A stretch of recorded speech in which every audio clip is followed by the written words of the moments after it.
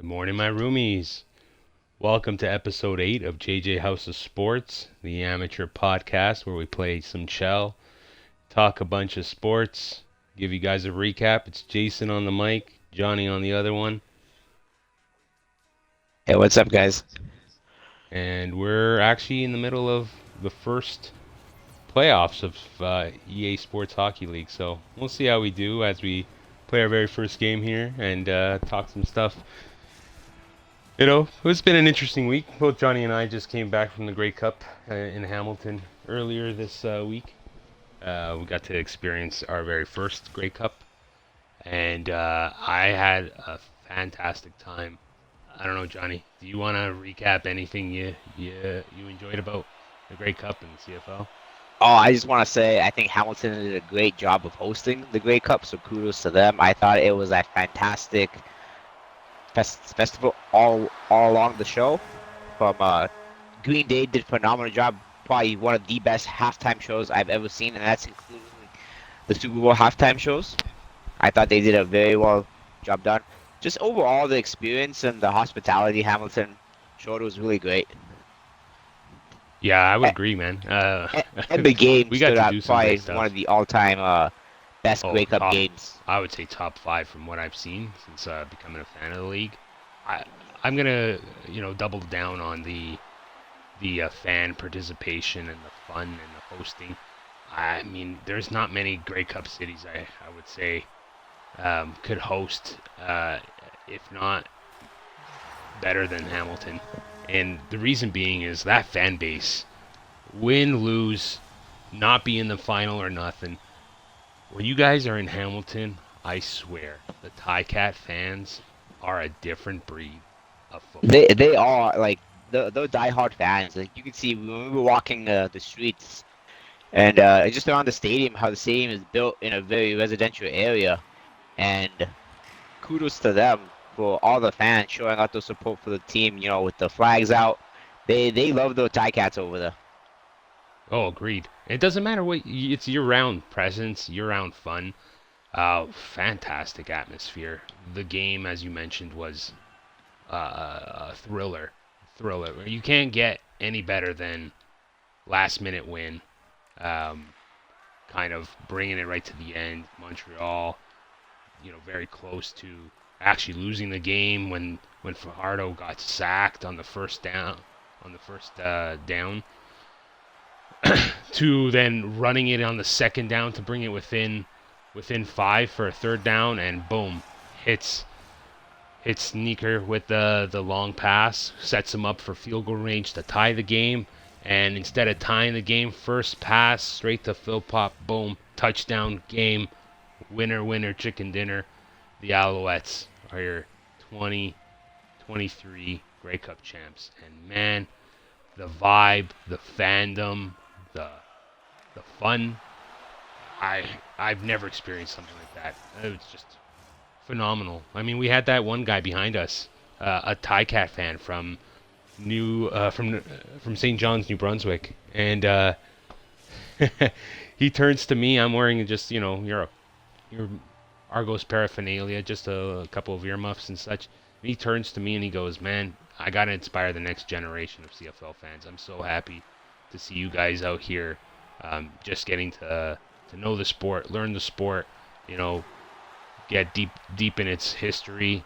I would say, man, prior to this year, I really could care two shits about the CFL, and it's been, if not, one of the better highlights of my 2023 when it comes to sport watching and enjoying and following a fan base. And Oh, I for sure. I'm gonna continue pushing CFL down everyone's throats, to be honest, and trying to This was get probably people so to like far, them. for me personally, probably my sport highlight of the year. And I would not have said that a CFL highlight would have been That's true. my That's highlight of the true. year when it all started, when the year started. Yeah, I know, and it even beats the Leafs making it to the second round. Like that's how crazy it was, and that was a great night too when they Oh, clinched that that was a good first night. round. I definitely had fun that night. I tell you that right now. I tell you, obviously, viewers kind of get a sense that we're Toronto boys, so a lot of our sport teams are or Toronto centric. If we're talking Toronto teams, we had this week we had what Mr. John Klingberg join Robidas, Muzzin, Murray, all on the long-term injury reserve island. I don't think he's gonna ever see a Maple Leaf uniform again. Is my hunch. But I also think it's just kind of cheeky from the Leafs, and honestly, any team that really just uses the long-term IR to just circumvent the cap situations. I wonder what your opinion is on that. Like, for me personally, I think it's kind of silly that you got to get to that, and that there's even a mechanism that allows you to kind of exploit that loophole. We saw Tampa Bay do it with a couple of times with Kucherov, and then You seen Vegas do it with Stone. Vegas, Stone, yeah. It's like it exists, but I'm just I just noticed we're facing a wolf. I don't know. To me, it's like why? What's the point of the salary cap if you're just going to do that for a bad salary? You could look at this a lot of ways. One, you should have for a team to place people on long-term injury lists that the league has to approve of it to make sure that the league has their own doctors to say that they're not, they are legit long-term and can't play for a period of time. You could go that route.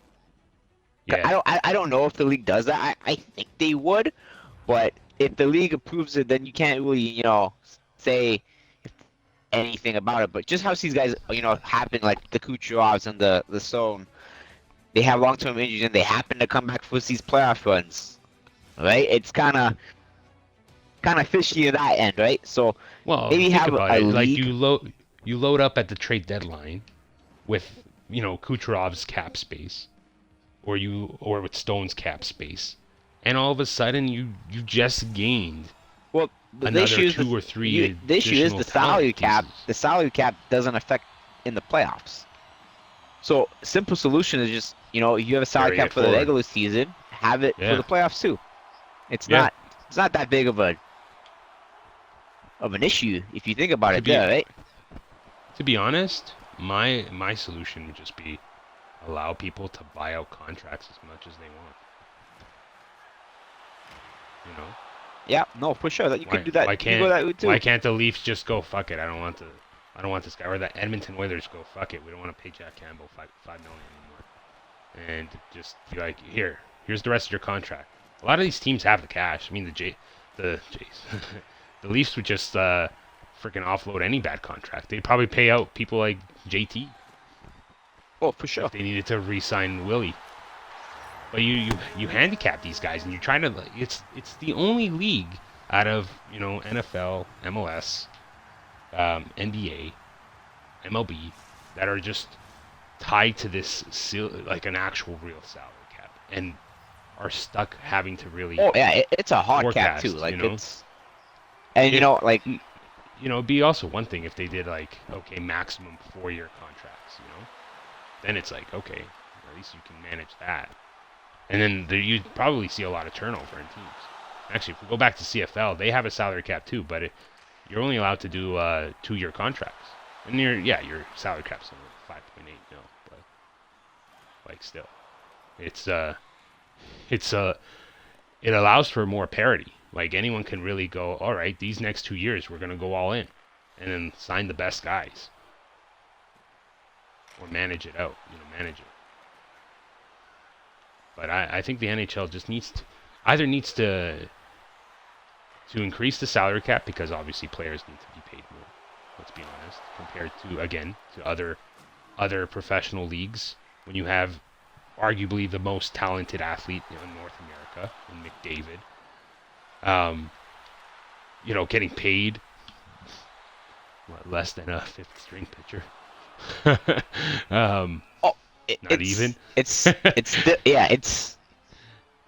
It's different, right? It's just how the leagues are based off. But the salary cap is awful. They should just get rid of it and have a luxury tax. Yeah. And then have different tiers of luxury tax pay, and that will keep teams in check. I guarantee it. No owner wants to Oh, pay 100%. tax. 100%. I mean, would the Leafs pay tax? Yeah, they'd be like the Yankees the Yankees or the Mets, maybe probably even better of the NHL. But yeah, I think having a salary cap is just detrimental for the league in the long term. I get that it allows for some parity, and it definitely does.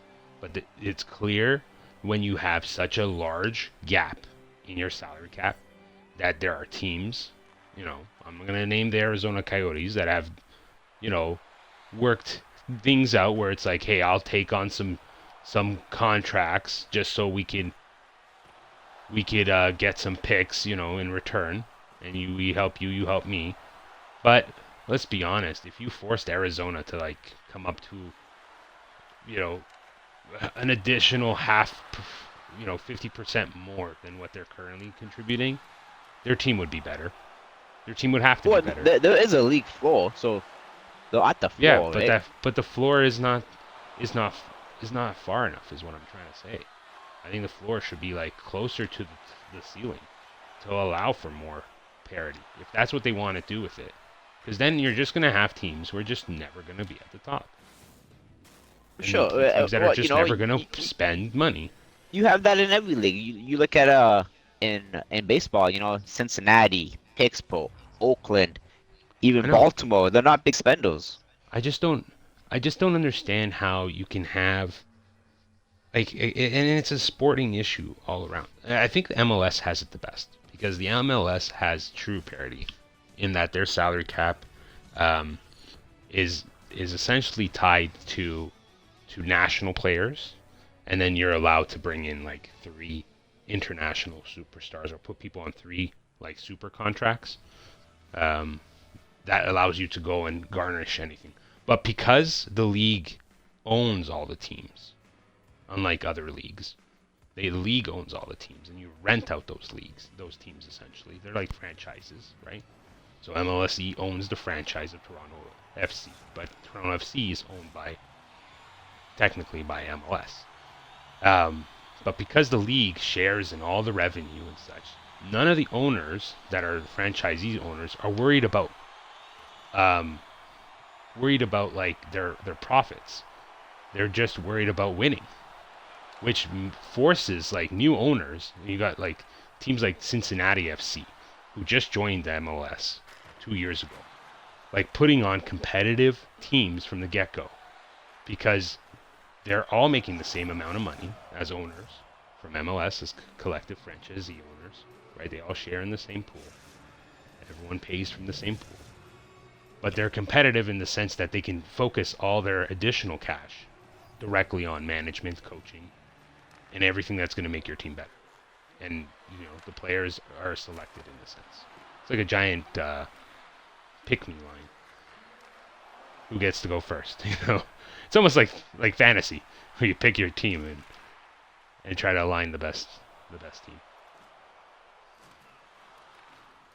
Um, any thoughts on the upcoming weekend of games and slates? I mean, we had Thanksgiving just down south to our neighbors there. A couple of games happened yesterday. Yeah, the kudos to the Packers. They played really well yesterday. The Lions did not have their best game. I'm not taking It's the anything away moon. from the Packers. It's the moon. It's the moon. Jordan Love. Some people are saying this is the Jordan Love coming out game, and he looked really good. I don't know if this is coming out game. I think it was more the Lions beat themselves than the Packers beat the Lions, to be honest. The Lions definitely didn't play good, but don't take anything away from the Packers. They played well. Well, no, I will say this: the Packers capitalized where they had to capitalize, and that's something that they haven't been consistently doing all season. But no way do I think the Packers are a force to be reckoned with or coming out. Oh no. They are. You know, and I mean, to coming be out fair, party. they did get. I'm They did talking. get. I'm talking about for the next year, like the next couple years. Maybe. You know, Uh, honest, between the first 11 games, Aaron Rodgers and Jordan Love have the exact same stats. really. Same amount of touchdowns thrown, same amount of yards thrown, Oh, you same find amount that of games so odd. played. I find that so odd that that's like happening in almost every scenario. Like people find very similar kind of stats. Ooh, what a pass! Come on, bury it. Oh, did you get hooked? No. Fuck. 4-4. Yeah.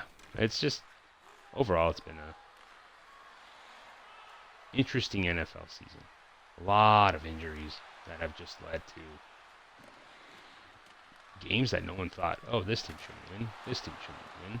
Oh, that result's different. Oh, the Lions are 8-2. What? No, that should be corrected. Shouldn't be that big. Put it up. Beauty. But ooh, get it. Just take a shot on that if you get a chance. Oh, we got it back. Yeah. What do you think of the Bills? I think they've been struggling to find. Ooh. Well, come on. They're gonna wave that off. That's Yeah. pretty chinksy if they wave this off. I'm not gonna lie to you.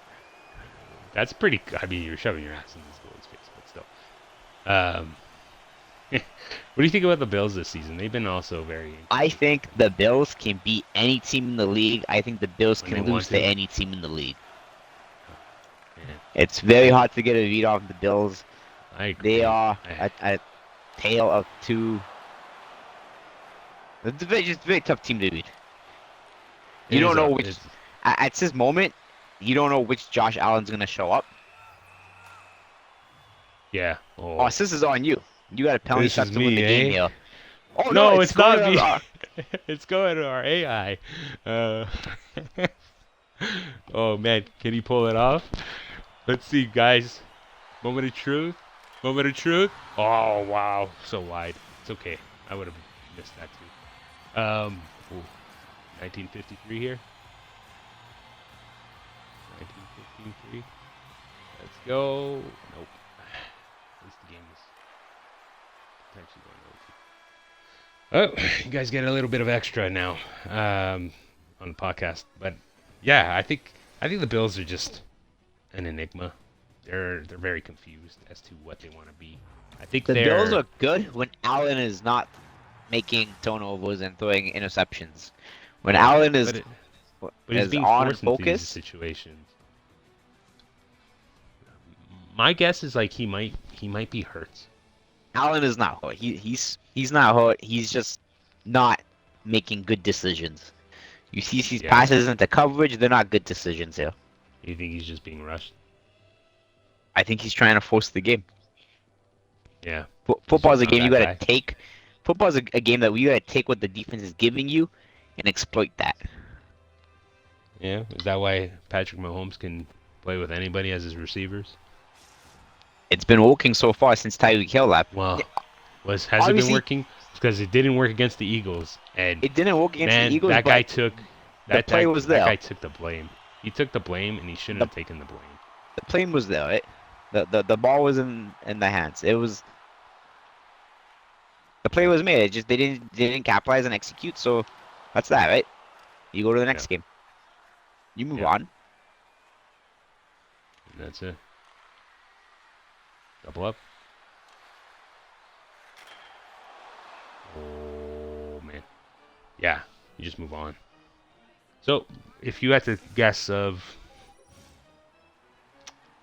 a potential Super Bowl candidate out of the AFC and NFC, who are they? 49ers and the KC. 49ers, KC. Just simple as that. You actually don't think anyone from AFC North is gonna compete? The Ravens are pretty good, but I don't think they can make it in the end. I don't know. I just don't think they can beat KC. KC has to get there too. I guess KC doesn't really have the Bengals to really bother them. The Bengals are not a problem. The Bengals lost. But the Bengals are done this season. You might as well just say bye-bye. You tried. Oh no! Oh, we gotta get this out of here. Oh. You? Oh my God! Are we going back to Anthony Jackson? Are we going back to Anthony Jackson to win us The a game? Bengals playoff, back to the Bengals. The Bengals playoff stats after losing probability for the Bengals to make, I thought he scored there for a second. Sorry about that. But like he put it between his legs and I'm like, "Oh god, he's making plays." But the Bengals You had about a did. 38, I believe it was, percent chance before Burrow got hurt and it dropped to 1% when he got hurt. Yeah. Well, I So mean, that he's the whole team, right? He's the whole team. For sure. I'm gonna go with a bit more of an unconventional pick. I do think the Eagles return. I don't think they win. I guess it's not an unconventional. The Eagles are definitely a favorite. I do think the Eagles return. I think the 49ers are going to run into another issue out of luck from the other team. But I see the Eagles coming out of the NFC. And I actually do think we find a little bit of... First playoff win. First playoff win. I'm not going to even you're tell you guys welcome, my guys. AFC pick. I'm not even going to tell you. You guys are going to have to wait till next week's season finale. But hey, man, we just... we're 1-0 in the playoffs. Walked it off. Walked it off. Oh, man. Good shit. Good shit. Oh, fuck. Listen, guys, listen. I know we're doing this podcast, but let's be honest. Our first love is this game, so we're gonna go and revel in this win. We're gonna enjoy it. We're gonna milk it a bit, and we're definitely gonna follow up on some of the conversations this week, next week. We do plan on doing a season of JJHOS of Sports every to coincide with the seasons here in EA Sports Hockey League. We do plan taking a little bit of a break in between the seasons, but not more than 1 week, 2 weeks. We'll still be active on socials. You'll see us posting a bunch of our AI generated posts, always relevant to today's stories, and we'll also be posting other stories that we find relevant and fun to share. Real quick before we close off, if you are in Ontario and you are close to Kingston, Vanier Cup. It's got the UBC Thunderbirds versus the Montreal Carabins in the final. That's university football. It's essentially their equivalent of a bowl. First time for, not first time winners for either of them, but first time in a while that they've both been in the final. So if you are checking out anything that's sort of amateur sports or university level sports and you're in Canada, definitely check that out. That's my big shout out. I think we're going to see some other stuff coming out next week. We'll probably be talking some basketball in-season tournament because that should be in playoff mode, actually, next week. Johnny, anything else to say? You walked it off. You walked it off, man. I walked it off. Hopefully, maybe even by next week we'll have some free agent signings for baseball. That should be ramping up starting soon. So I suppose Domino's probably going to be Otani. Once he goes, the rest of the league will probably follow suit. But usually after Thanksgiving, teams start signing players. So look out for that in the coming days and weeks. Sweet. All right, boys. Until next time, roomies. Peace.